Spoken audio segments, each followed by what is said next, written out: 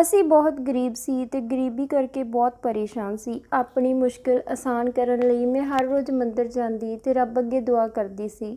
ਇੱਕ ਦਿਨ ਮੈਂ ਮੰਦਰ ਗਈ ਹੋਈ ਸੀ ਕਿ ਇੱਕ ਬਜ਼ੁਰਗ ਆਦਮੀ ਮੇਰੇ ਕੋਲ ਆਇਆ ਤੇ ਮੈਨੂੰ ਪੁੱਛਣ ਲੱਗਿਆ ਕਿ ਤੇਰੀਆਂ ਕਿੰਨੀਆਂ ਬੇਟੀਆਂ ਹਨ। ਮੈਂ ਕਿਹਾ 2। ਤਾਂ ਉਹ ਕਹਿਣ ਲੱਗਿਆ ਕਿ ਆਪਣੀ ਛੋਟੀ ਬੇਟੀ ਦਾ ਵਿਆਹ ਕਰਵਾ ਦੇ, ਤੂੰ ਮਾਲਾ ਮਾਲ ਹੋ ਜਾਵੇਂਗੀ। ਮੈਂ ਬਜ਼ੁਰਗ ਦੀ ਗੱਲ ਸੁਣ ਕੇ ਹੈਰਾਨ ਸੀ ਕਿ ਮੈਂ ਵੱਡੀ ਤੋਂ ਪਹਿਲਾਂ ਛੋਟੀ ਦਾ ਵਿਆਹ ਕਿਵੇਂ ਕਰ ਸਕਦੀ ਹਾਂ। ਉਸ ਦਿਨ ਤਾਂ ਘਰ ਆ ਗਈ। ਜਦੋਂ ਵੀ ਮੰਦਰ ਜਾਂਦੀ ਉਹ ਬਜ਼ੁਰਗ ਇਹੀ ਗੱਲ ਕਹਿੰਦਾ। ਮੈਂ ਘਰ ਆਈ ਤਾਂ ਮੇਰੇ ਬੇਟੇ ਰਵੀ ਦੀ ਤਬੀਅਤ ਬਹੁਤ ਖਰਾਬ ਹੋ ਗਈ। ਡਾਕਟਰ ਤੋਂ ਪਤਾ ਚੱਲਿਆ ਕਿ ਉਸਨੂੰ ਗੁਰਦਿਆਂ ਦੀ ਬਿਮਾਰੀ ਹੈ।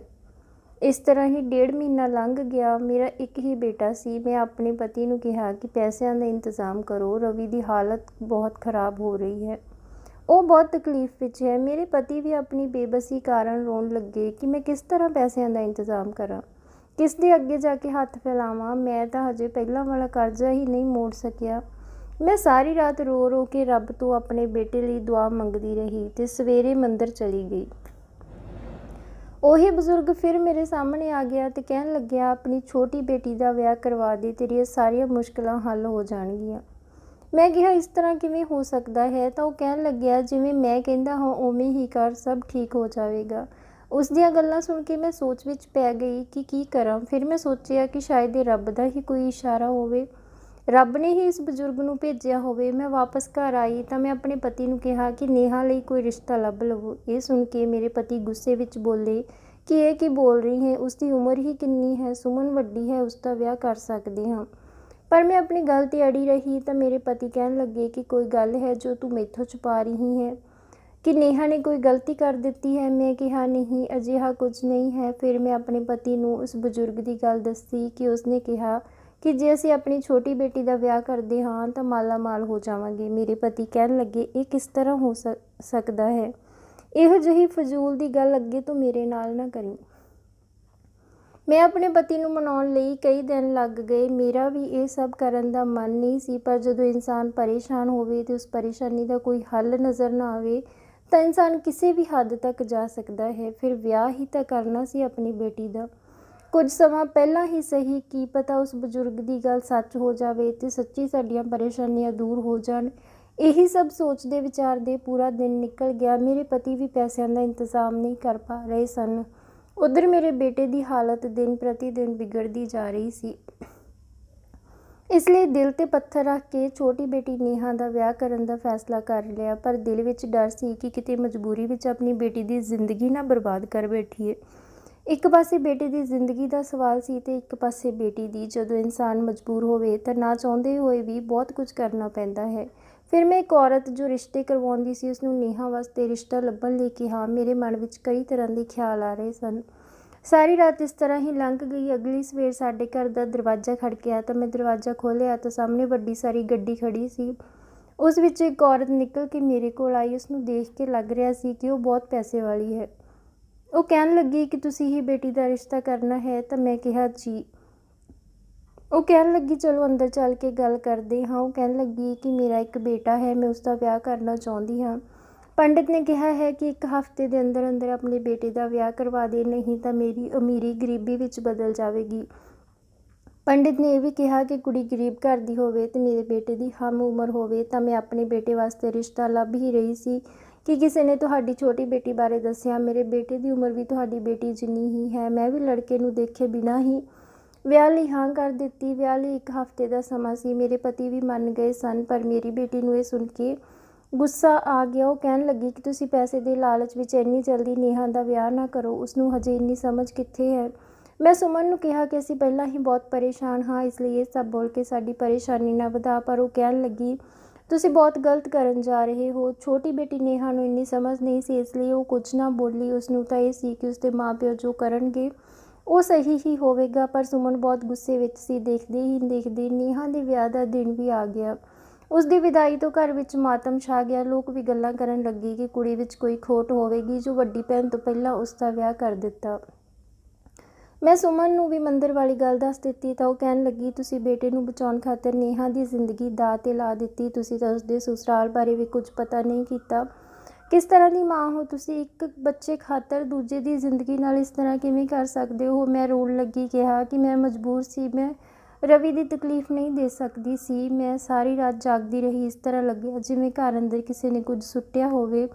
ਮੈਂ ਕਮਰੇ ਵਿੱਚੋਂ ਬਾਹਰ ਆ ਕੇ ਦੇਖਿਆ ਤਾਂ ਇੱਕ ਬੈਗ ਸੀ। ਖੋਲ੍ਹ ਕੇ ਦੇਖਿਆ ਤਾਂ ਉਹ ਪੈਸਿਆਂ ਨਾਲ ਭਰਿਆ ਹੋਇਆ ਸੀ। ਤਾਂ ਮੈਂ ਆਪਣੇ ਪਤੀ ਨੂੰ ਉਠਾ ਕੇ ਬੈਗ ਦਿਖਾਇਆ ਤਾਂ ਉਹ ਕਹਿਣ ਲੱਗੇ ਕਿ ਇਸ ਤਰ੍ਹਾਂ ਕੌਣ ਰੱਖ ਸਕਦਾ ਹੈ। ਤਾਂ ਮੈਂ ਕਿਹਾ ਜ਼ਿਆਦਾ ਸੋਚਣ ਦੀ ਜ਼ਰੂਰਤ ਨਹੀਂ, ਉਸ ਬਜ਼ੁਰਗ ਦੀ ਗੱਲ ਸੱਚ ਹੋ ਗਈ। ਆਪਾਂ ਛੋਟੀ ਬੇਟੀ ਦਾ ਵਿਆਹ ਕਰਵਾ ਦਿੱਤਾ ਤੇ ਆਪਾਂ ਨੂੰ ਪੈਸੇ ਮਿਲ ਗਏ। ਬਸ ਹੁਣ ਨੇਹਾ ਵੀ ਆਪਣੇ ਸਸੁਰਾਲ ਵਿੱਚ ਖੁਸ਼ ਰਹੇ। ਅਸੀਂ ਰੱਬ ਦਾ ਧੰਨਵਾਦ ਕੀਤਾ ਤੇ ਸਵੇਰ ਹੁੰਦੇ ਹੀ ਆਪਣੇ ਬੇਟੇ ਨੂੰ ਹਸਪਤਾਲ ਲੈ ਕੇ ਗਏ। ਡਾਕਟਰ ਨੇ ਉਸ ਦਾ ਇਲਾਜ ਸ਼ੁਰੂ ਕਰ ਦਿੱਤਾ। ਰਵੀ ਦੇ ਇਲਾਜ ਲਈ ਸਾਨੂੰ 1 ਹਫ਼ਤਾ ਹਸਪਤਾਲ ਵਿੱਚ ਰੁਕਣਾ ਪਿਆ। ਰਵੀ ਦਾ ਇਲਾਜ ਹੋ ਗਿਆ ਸੀ। ਉਹ ਪਹਿਲਾਂ ਨਾਲੋਂ ਬਹੁਤ ਠੀਕ ਸੀ, ਪਰ ਇਸ ਦੌੜ ਭੱਜ ਵਿੱਚ ਨੇਹਾ ਬਾਰੇ ਸੋਚਣਾ ਹੀ ਭੁੱਲ ਗਏ। ਇੰਨੇ ਸਮੇਂ ਅਸੀਂ ਖੁਸ਼ ਸੀ, ਪਰ ਇਹ ਸਾਡੀ ਗਲਤਫਹਿਮੀ ਸੀ। ਇੱਕ ਦਿਨ ਮੈਂ ਸਵੇਰੇ ਉੱਠੀ ਤਾਂ ਘਰ ਦੇ ਅੰਦਰ ਦਰਵਾਜ਼ੇ ਕੋਲ ਇੱਕ ਕਾਗਜ਼ ਪਿਆ ਸੀ ਜਿਸ 'ਤੇ ਲਿਖਿਆ ਸੀ, ਆਪਣੀ ਬੇਟੀ ਦੀ ਖਬਰ ਲਓ ਜਾ ਕੇ। ਇਹ ਪੜ੍ਹ ਕੇ ਮੈਨੂੰ ਨੇਹਾ ਦੀ ਫਿਕਰ ਹੋਣ ਲੱਗੀ। ਮੈਂ ਅਜੇ ਤੱਕ ਉਸਦੇ ਸਸੁਰਾਲ ਨਹੀਂ ਗਈ ਸੀ। ਮੈਨੂੰ ਬਹੁਤ ਬੇਚੈਨੀ ਹੋਣ ਲੱਗੀ। ਮੈਂ ਸੁਮਨ ਨੂੰ ਸਭ ਕੁਝ ਦੱਸਿਆ ਤਾਂ ਉਸਨੇ ਕਿਹਾ ਨੇਹਾ ਦੀ ਸੱਸ ਨੂੰ ਫ਼ੋਨ ਮਿਲਾਇਆ। ਮੈਂ ਕਿਹਾ ਮੈਂ ਨੇਹਾ ਨੂੰ ਮਿਲਣਾ ਚਾਹੁੰਦੀ ਹਾਂ ਤਾਂ ਉਹ ਕਹਿਣ ਲੱਗੀ ਕਿ ਬੇਫਿਕਰ ਹੋ ਕੇ ਆਓ। ਉਸਦੀ ਗੱਲ ਸੁਣ ਕੇ ਮੈਨੂੰ ਥੋੜ੍ਹਾ ਸਕੂਨ ਤਾਂ ਮਿਲਿਆ, ਪਰ ਦਿਲ ਤਾਂ ਨੇਹਾ ਨੂੰ ਦੇਖਣਾ ਚਾਹੁੰਦਾ ਸੀ। ਇਸ ਲਈ ਮੈਂ ਛੇਤੀ ਨਾਲ ਤਿਆਰ ਹੋ ਕੇ ਨੇਹਾ ਦੇ ਸਸੁਰਾਲ ਪਹੁੰਚ ਗਈ। ਮੈਂ ਜਾ ਕੇ ਦੇਖਿਆ ਤਾਂ ਨੇਹਾ ਦਾ ਘਰ ਤਾਂ ਇੱਕ ਆਲੀਸ਼ਾਨ ਬੰਗਲਾ ਸੀ। ਜਦੋਂ ਮੈਂ ਘਰ ਅੰਦਰ, ਨੇਹਾ ਮੈਨੂੰ ਦੇਖ ਕੇ ਬਹੁਤ ਖੁਸ਼ ਹੋਈ। ਹੁਣ ਉਹ ਵੱਡੇ ਘਰ ਦੀ ਨੂੰਹ ਵਾਂਗ ਵਿਵਹਾਰ ਕਰ ਰਹੀ ਸੀ। ਉਹ ਨੌਕਰਾਂ ਤੋਂ ਮੇਰੇ ਲਈ ਖਾਣ ਪੀਣ ਦਾ ਸਮਾਨ ਮੰਗਵਾ ਰਹੀ ਸੀ। ਉਸਨੇ ਸਾਰੇ ਪਰਿਵਾਰ ਦਾ ਹਾਲ ਚਾਲ ਪੁੱਛਿਆ ਤੇ ਕਹਿਣ ਲੱਗੀ ਕਿ ਅਗਲੀ ਵਾਰ ਦੀਦੀ ਨੂੰ ਵੀ ਨਾਲ ਲੈ ਕੇ ਆਇਓ। ਉਸਦੀ ਸੱਸ ਵੀ ਕੋਲ ਹੀ ਬੈਠੀ ਸੀ। ਮੈਂ ਸਮਝ ਗਈ ਕਿ ਮੇਰੀ ਬੇਟੀ ਇਸ ਘਰ ਵਿੱਚ ਖੁਸ਼ ਹੈ। ਮੈਂ ਘਰ ਜਾ ਕੇ ਸੁਮਨ ਨੂੰ ਨੇਹਾ ਬਾਰੇ ਦੱਸਿਆ ਤਾਂ ਉਹ ਵੀ ਖੁਸ਼ ਹੋ ਗਈ। ਹੁਣ ਰਵੀ ਵੀ ਪਹਿਲਾਂ ਨਾਲੋਂ ਠੀਕ ਸੀ, ਪਰ ਅਗਲੇ ਕੁਝ ਦਿਨਾਂ ਤੱਕ ਫਿਰ ਉਸੇ ਤਰ੍ਹਾਂ ਦਾ ਕਾਗਜ਼ ਜਿਸ 'ਤੇ ਲਿਖਿਆ ਹੁੰਦਾ ਆਪਣੀ ਬੇਟੀ ਨੂੰ ਬਚਾ ਲਓ ਗੇਟ ਕੋਲ ਪਿਆ ਹੁੰਦਾ। ਮੈਂ ਇੱਕ ਵਾਰ ਫਿਰ ਨੇਹਾ ਸੱਸ ਨੂੰ ਫ਼ੋਨ ਕਰਕੇ ਉਸਦੇ ਘਰ ਪਹੁੰਚ ਗਈ। ਇਸ ਵਾਰ ਵੀ ਨੇਹਾ ਖੁਸ਼ ਨਜ਼ਰ ਆ ਰਹੀ ਸੀ, ਪਰ ਉਹ ਕਾਗਜ਼ ਹਜੇ ਵੀ ਗੇਟ ਅੰਦਰ ਰੋਜ਼ ਹੀ ਮਿਲਦਾ। ਮੈਂ ਪਰੇਸ਼ਾਨ ਹੋ ਗਈ ਸੀ। ਇਸ ਲਈ ਇੱਕ ਦਿਨ ਮੈਂ ਬਿਨਾਂ ਦੱਸੇ ਹੀ ਨੇਹਾ ਦੇ ਸਸੁਰਾਲ ਪਹੁੰਚ ਗਈ। ਉੱਥੇ ਜੋ ਮੰਜ਼ਰ ਦੇਖਿਆ, ਮੇਰੀ ਤਾਂ ਜਾਨ ਹੀ ਨਿਕਲ ਗਈ ਸੀ। ਮੈਨੂੰ ਦੇਖਦੇ ਹੀ ਨੇਹਾ ਰੋਣ ਲੱਗੀ, ਕਹਿਣ ਲੱਗੀ ਮੈਨੂੰ ਇੱਥੋਂ ਲੈ ਜਾਓ, ਨਹੀਂ ਤਾਂ ਮੈਂ ਬਰਬਾਦ ਹੋ ਜਾਵਾਂਗੀ, ਫਿਰ ਕਦੇ ਤੁਹਾਨੂੰ ਮਿਲ ਵੀ ਨਹੀਂ ਪਾਵਾਂਗੀ।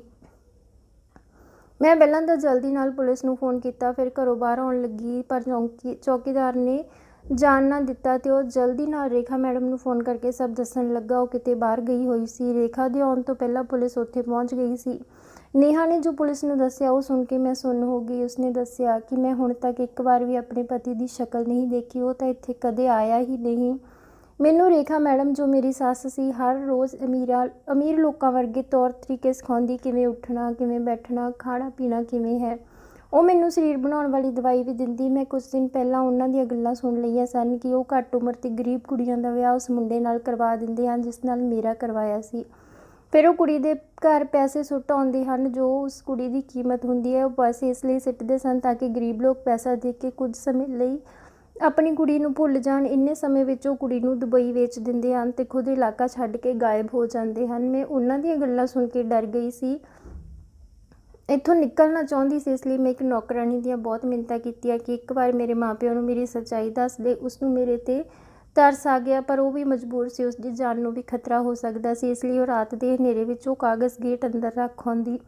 ਉਸਨੂੰ ਜ਼ਿਆਦਾ ਲਿਖਣਾ ਵੀ ਨਹੀਂ ਆਉਂਦਾ ਸੀ, ਇਸ ਲਈ ਇੰਨਾ ਹੀ ਲਿਖਦੀ, ਜਦੋਂ ਮਾਂ ਮੈਨੂੰ ਮਿਲਣ ਆਉਂਦੀ ਤਾਂ ਰੇਖਾ ਮੈਡਮ ਮੈਨੂੰ ਕਦੇ ਇਕੱਲੀ ਨਾ ਛੱਡਦੀ। ਇਸ ਲਈ ਮੈਂ ਮਾਂ ਨੂੰ ਕੁਝ ਨਾ ਦੱਸ ਪਾਉਂਦੀ। ਅੱਜ ਮੈਨੂੰ ਇਹਨਾਂ ਨੇ ਦੁਬਈ ਵੇਚ ਦੇਣਾ ਸੀ। ਉਹ ਤਾਂ ਰੱਬ ਦਾ ਸ਼ੁਕਰ ਹੈ ਕਿ ਮਾਂ ਆ ਗਈ। ਮੈਂ ਨੇਹਾ ਨੂੰ ਗਲੇ ਲਗਾ ਕੇ ਰੋਣ ਲੱਗੀ। ਪੁਲਿਸ ਨੇ ਉਸ ਗਿਰੋਹ ਨੂੰ ਫੜ ਲਿਆ ਸੀ। ਉਸ ਬਜ਼ੁਰਗ ਆਦਮੀ ਵੀ ਉਹਨਾਂ ਦਾ ਹੀ ਬੰਦਾ ਸੀ ਜੋ ਗਰੀਬ ਪਰੇਸ਼ਾਨ ਔਰਤਾਂ ਨੂੰ ਮੇਰੇ ਵਾਂਗ ਗੁੰਮਰਾਹ ਕਰਦਾ ਸੀ। ਉਹ ਉਸ ਨੂੰ ਬਜ਼ੁਰਗ ਨੂੰ ਸਮਝ ਕੇ ਉਸਦੀਆਂ ਗੱਲਾਂ ਵਿੱਚ ਆ ਜਾਂਦੀਆਂ ਸਨ। ਮੈਨੂੰ ਆਪਣੇ ਕੀਤੇ 'ਤੇ ਬਹੁਤ ਪਛਤਾਵਾ ਹੋ ਰਿਹਾ ਸੀ। ਜੇ ਮੈਂ ਉਹਨਾਂ ਬਾਰੇ ਵਿਆਹ ਤੋਂ ਪਹਿਲਾਂ ਪੁੱਛ ਪੜਤਾਲ ਕੀਤੀ ਹੁੰਦੀ ਤਾਂ ਮੇਰੀ ਬੇਟੀ ਨੂੰ ਇਹ ਸਭ ਨਾ ਦੇਖਣਾ ਪੈਂਦਾ, ਪਰ ਮੈਨੂੰ ਤਾਂ ਉਸ ਸਮੇਂ ਆਪਣੀਆਂ ਪਰੇਸ਼ਾਨੀਆਂ ਤੇ ਬੇਟੀ ਦੀ ਤਕਲੀਫ ਹੀ ਦਿਸ ਰਹੀ ਸੀ। ਪਰ ਰੱਬ ਦਾ ਸ਼ੁਕਰ ਸੀ ਕਿ ਮੇਰੀ ਬੱਚੀ ਮੈਨੂੰ ਮਿਲ ਗਈ ਸੀ। ਉਸ ਨੂੰ ਲੈ ਕੇ ਮੈਂ ਆਪਣੇ ਘਰ ਆ ਗਈ ਤੇ ਅੱਗੇ ਤੋਂ ਕਿਸੇ ਦੀਆਂ ਵੀ ਗੱਲਾਂ ਵਿੱਚ ਨਹੀਂ ਆਵਾਂਗੀ। ਤਾਂ ਦੋਸਤੋ, ਇਹ ਸੀ ਅੱਜ ਦੀ ਕਹਾਣੀ। ਉਮੀਦ ਕਰਦੇ ਹਾਂ ਤੁਹਾਨੂੰ ਕਹਾਣੀ ਪਸੰਦ ਆਈ ਹੋਵੇਗੀ।